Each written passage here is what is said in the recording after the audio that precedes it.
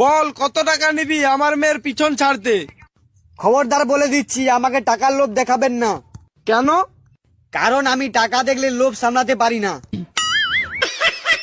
अब मुझे जाना होगा। प्लीज थोड़ी देर और रुक जाओ ना। तुम समझती क्यों नहीं, अगर मैं यहाँ रुका तो क्या? तो वहाँ भंडारा खत्म हो जाएगा।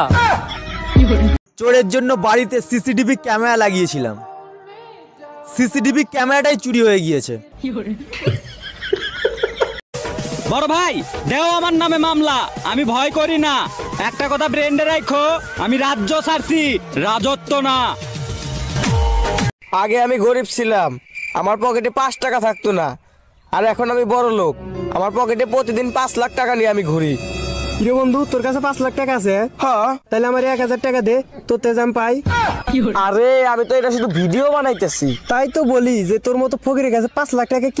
ও আকাশ সোনা সোনা পেপার পেপা, এ মাটি সবুজ সবুজ। Hey bro, how are you? What are you doing?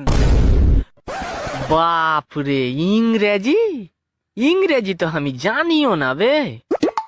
কি যে বললে ইংরেজিতে, কিছু তো বুঝতেও পারনু না। না, কিছু তো বলতে হবে, না হলে মান সম্মান চলে যাবে। হিজুমে বাংচালাখানা, কদম তলায় চিড়িয়াখানা, বাপের বাড়ি দুমকা, শ্বশুর বাড়ি বাঁকুড়া। হিজুমে হিজু